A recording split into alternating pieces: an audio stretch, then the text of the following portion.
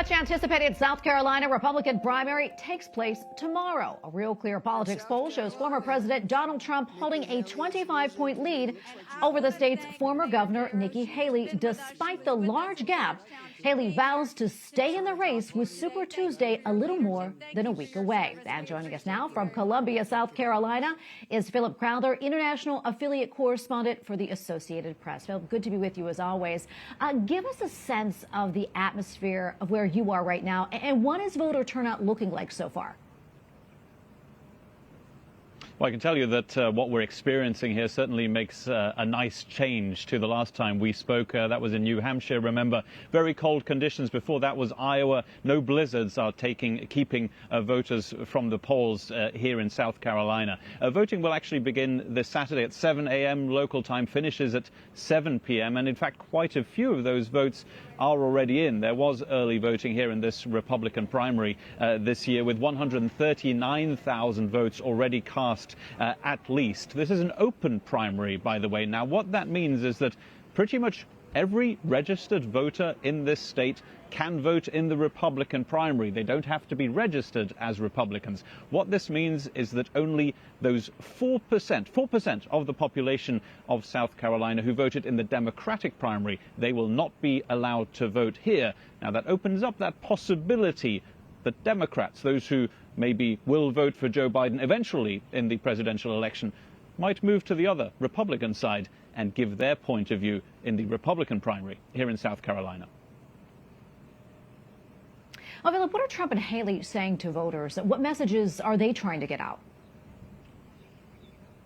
Well, look, Nikki Haley, the former governor of South Carolina, she was governor here for 6 years. She's been crisscrossing her home state over the last 3 weeks between the last truly contested primary in New Hampshire and this one here in South Carolina. She's been on her Beast of the Southeast bus tour of her home state. Now, she's, of course, calling for everybody in this state, and that might include Democrats as well. She hasn't said so openly, to vote for her, despite the polls not looking all too great for her. She's been campaigning in her home state, and Donald Trump, the former president, of course, has been campaigning here as well. He is at a rally right now. We expect him here in the capital, Columbia, later today as well. But let's go back to Nikki Haley, the former governor of South Carolina. Here's some of what she said here in her home state just a short while ago. I will promise you the same thing I promised you when you elected me governor twice before. I will spend every single day proving to you that you made a good decision. God bless you. Thank you. Let's get out the vote. Thank you so much. A few of the things that Nikki Haley has repeated throughout her campaign here in South Carolina, ever since what she considered a good result in the New Hampshire primary, is that she is the only Republican who can beat Joe Biden in the presidential election. That is something that her campaign, again, in a call with reporters just a few hours ago, insisted upon again and again. She's the only one that can get a Republican in the White House in that presidential election. She's also, of course, said this one thing again and again, that this would be a race between two old white men, and that she would be the person who can essentially renew the Republican Party. Philip, what issues do you think are motivating voters in this primary? There has really been much speculation that the recent Alabama Supreme Court decision ruling that frozen embryos created through in vitro fertilization, well, they can be legally considered unborn children. Do you think that will factor into the race, especially when it comes to suburban women?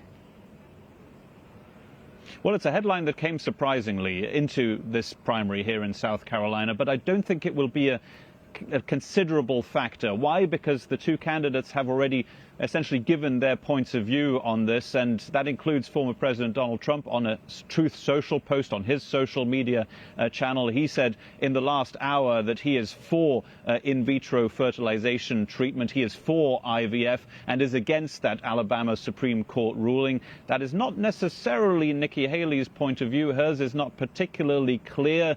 She seems to disagree with that ruling, but still does say that she considers embryos to be babies. Now, this brings us also, of course, to a very important debate in this election, not just the Republican primaries, but also the general election when it comes to it. And that is, which candidate is more pro-life. And in that case, we've heard from neither candidate saying that they are for a federal abortion ban. These are questions that will be asked again and again at these two candidates, and there hasn't been a clear answer yet from either candidate on the campaign trail. All right, we're going to leave it right there. Philip, always great to be with you. Philip Crowther in South Carolina for us tonight. Thank you.